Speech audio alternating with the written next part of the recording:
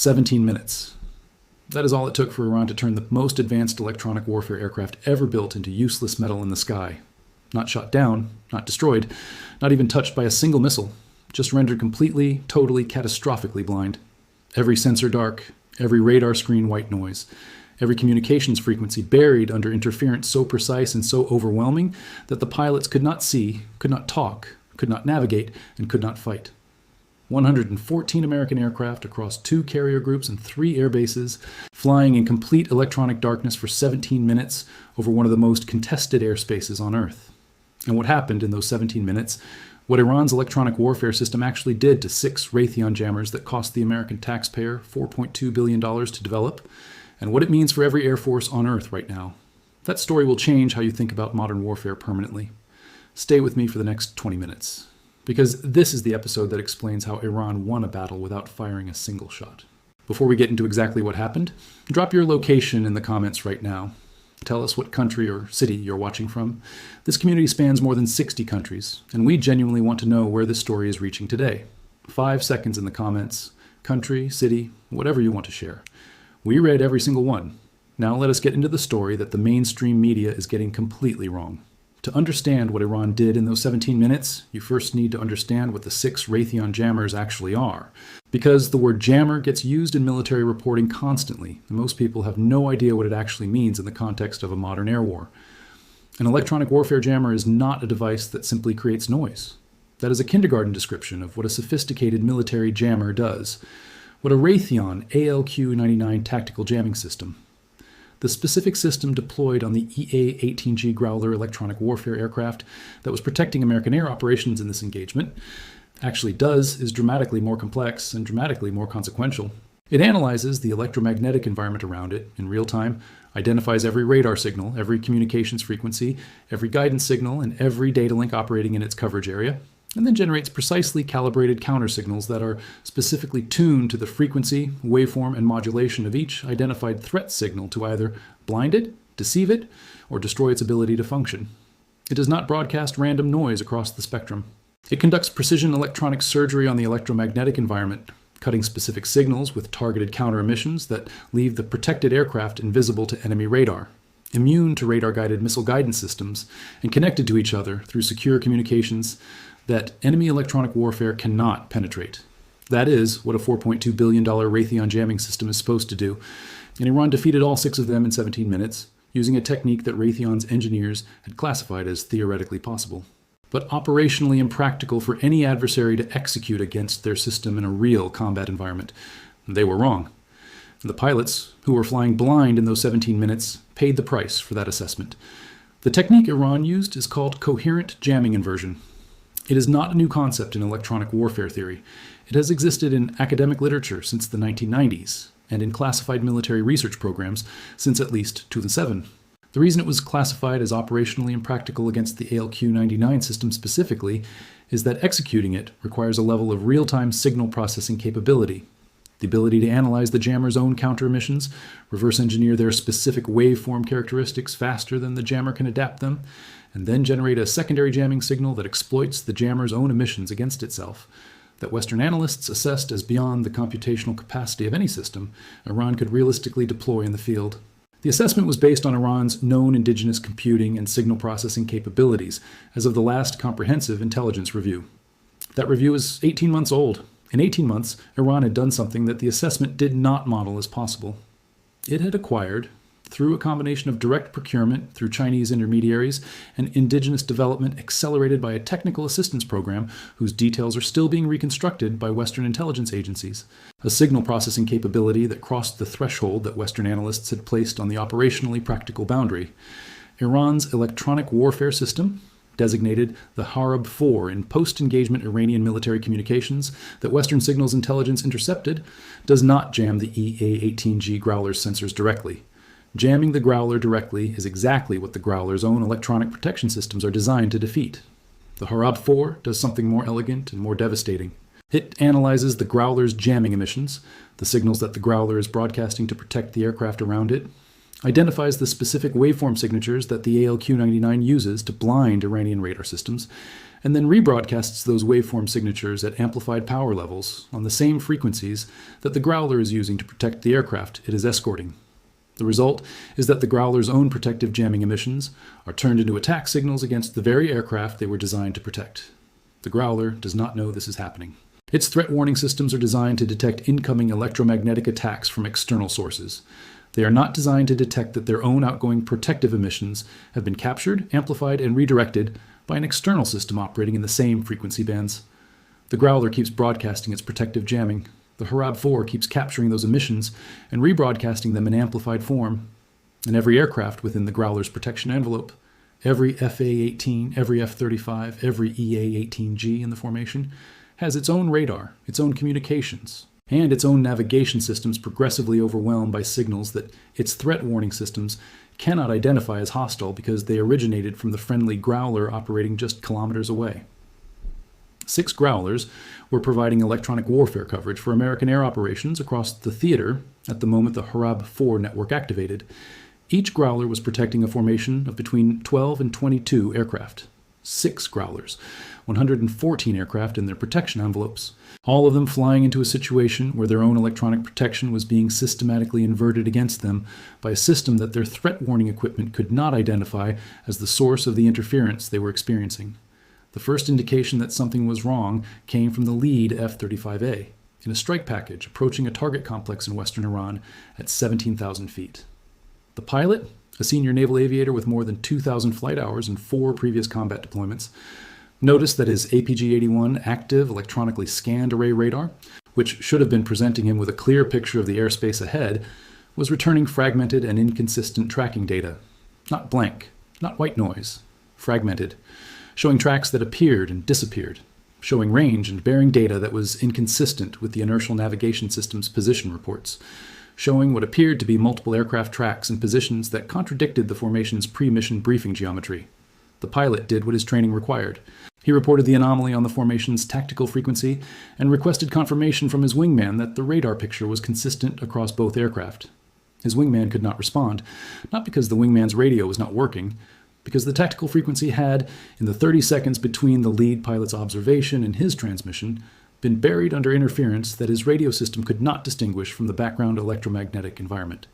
The frequency appeared clear on his panel. His transmissions were going out, but they were not being received, because the Harab-4's inversion of the Growler's protective jamming had created an interference pattern on the tactical frequency that was invisible to the transmitting aircraft's own systems, while being completely effective at blocking reception on every other aircraft in the formation.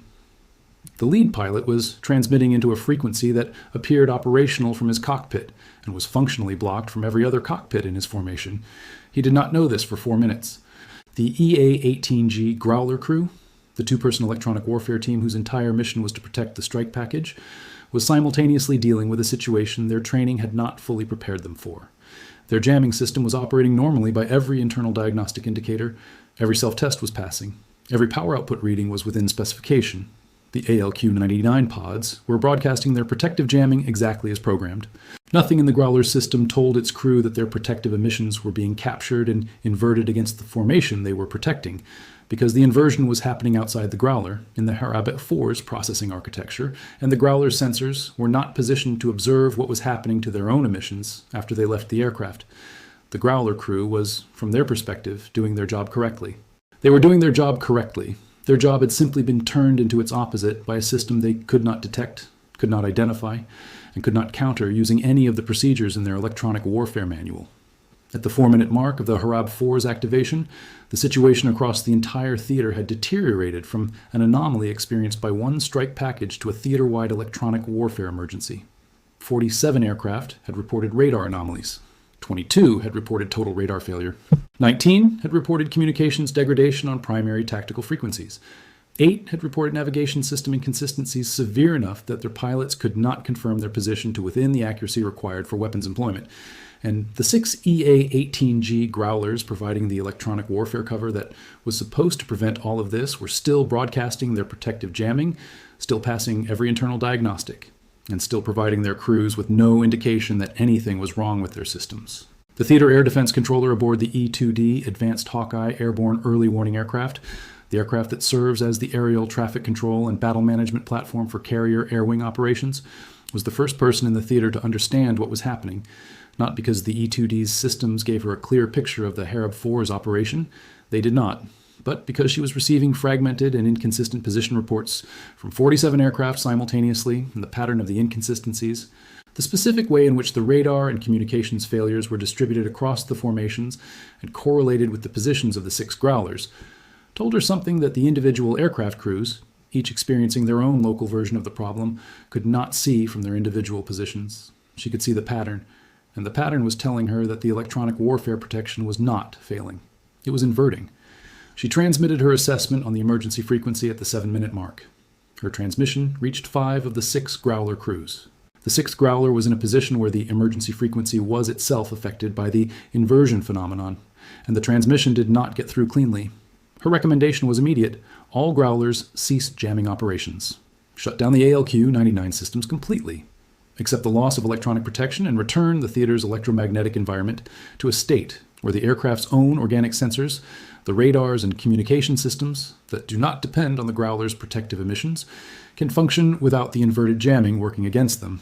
Shutting down the Growler's jamming systems means accepting that Iranian radar can see every American aircraft in the theater. It means accepting that Iranian surface-to-air missile systems have unobstructed radar guidance to every aircraft that was previously protected. It means trading the loss of electronic protection for the restoration of the aircraft's own sensor capability, a trade that makes tactical sense only if the alternative is flying blind with working missiles pointed at you, rather than flying visible with working sensors that give you a chance to see and respond to those missiles.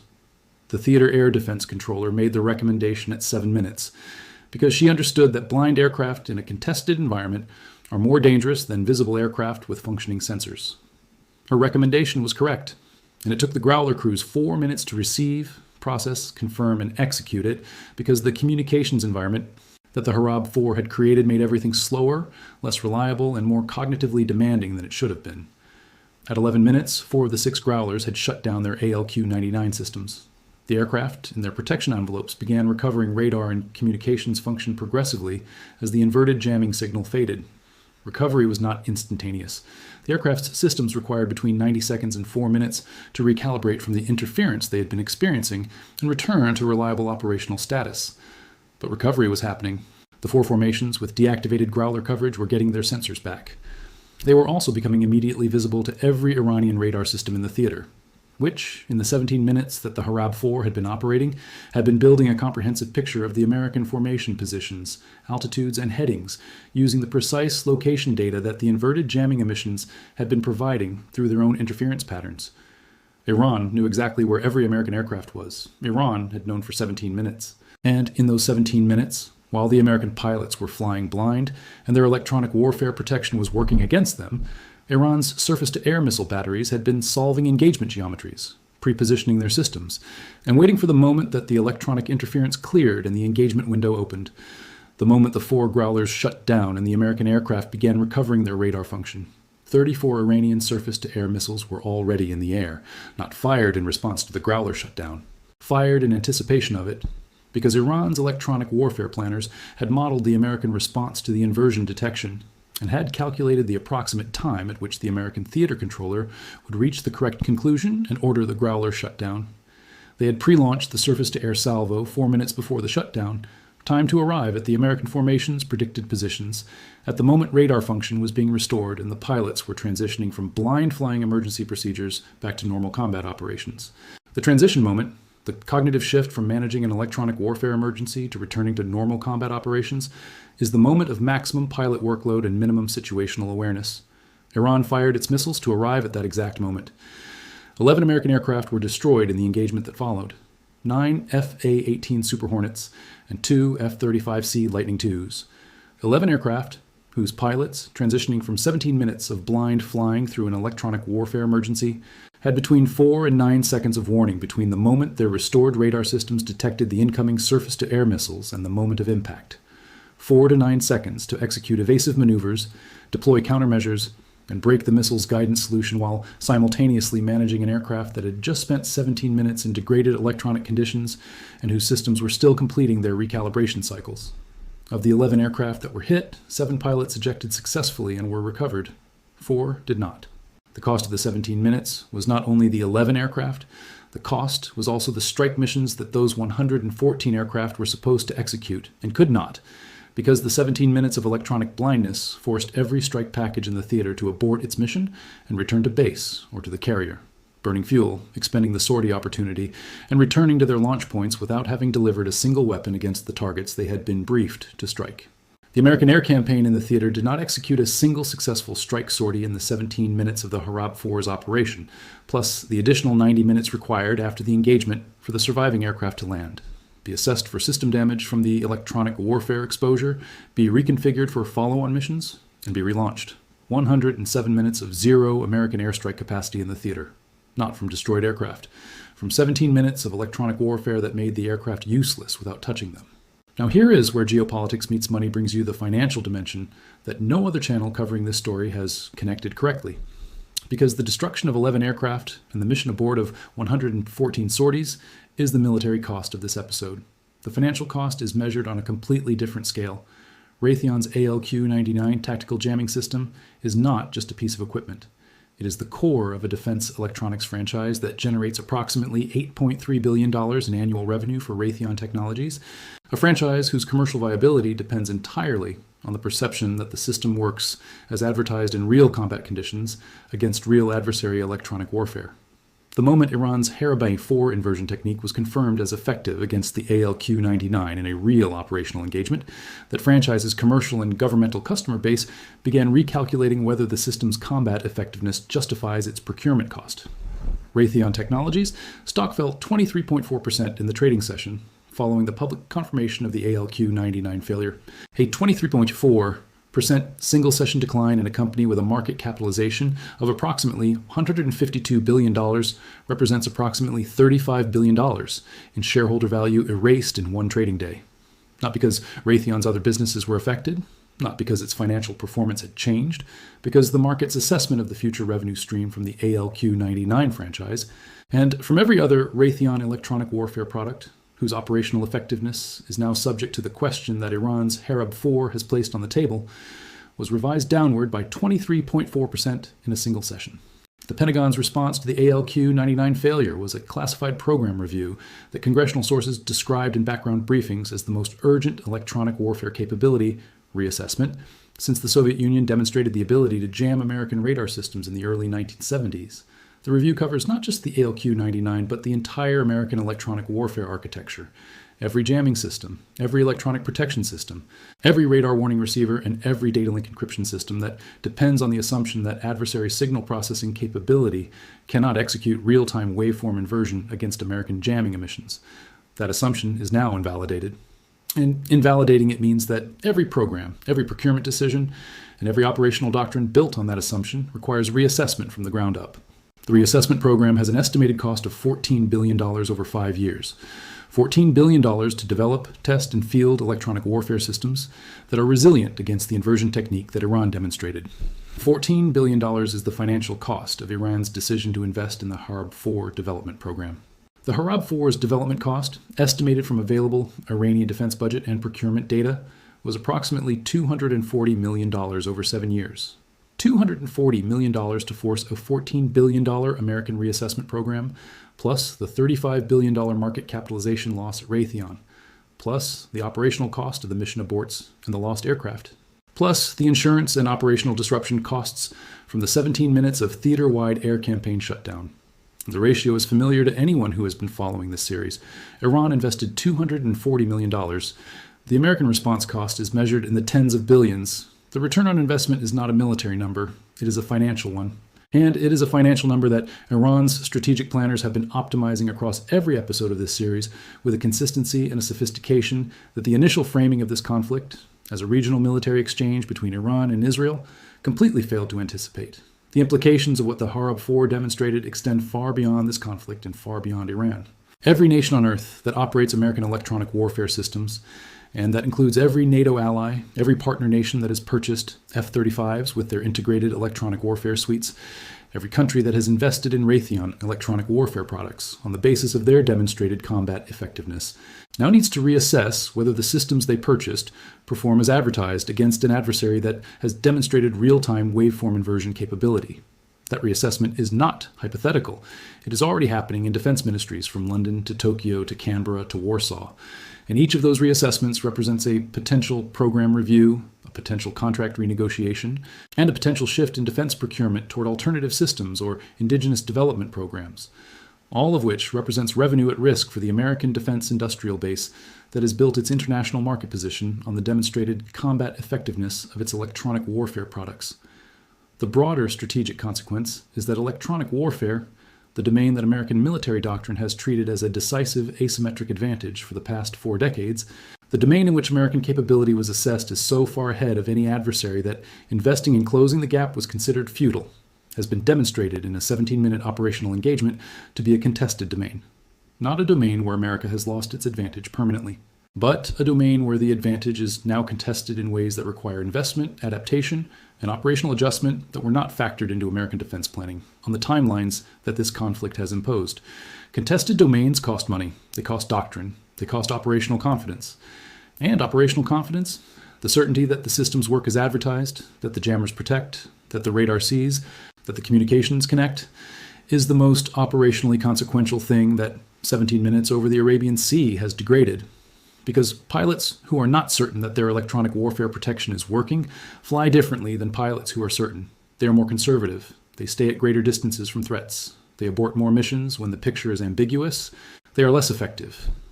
Not because their skills have changed, not because their aircraft are less capable, but because the 17 minutes of blindness have introduced a question mark into the operational environment that training and confidence previously made unnecessary.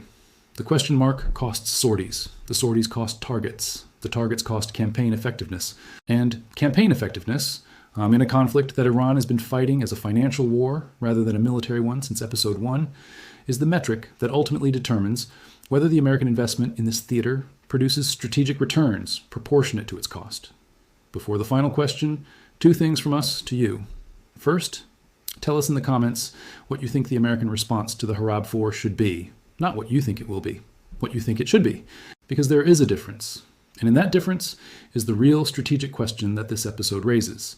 Should America invest the $14 billion in the electronic warfare reassessment program and accept that the Harab 4 has imposed a generational development cost that will take 5 years to address? Or should America use the assets it has right now, the B-21 Raiders, the submarine Tomahawk capability, the cyber operations, to destroy Iran's Harab 4 network before it can be used again, accepting the escalatory risk that destroying it entails? Drop your answer. We want to know what this community thinks. Second, if this series has been giving you the strategic and financial depth on this conflict that you're not finding anywhere else, share this video with one person today. Just one. The person in your life who follows this story closely and deserves better analysis than the headlines provide. Share it with them. That is how this community grows, and that is how this work reaches the people it is built for. 17 minutes, 6 jammers, 114 aircraft flying blind, 4 pilots who did not come home, 11 aircraft at the bottom of the Arabian Sea, $35 billion erased from Raytheon's market cap, $14 billion in emergency reassessment programs, and a question mark over American electronic warfare supremacy that no procurement decision can immediately erase. The domain that America thought it owned has been demonstrated to be contested, and in modern warfare, contested domains are where wars are won and lost, not by the side with the most missiles or the most aircraft or the most carriers, but by the side that adapts fastest when its assumptions are proven wrong. This is Geopolitics Meets Money, 17 minutes. Stay sharp.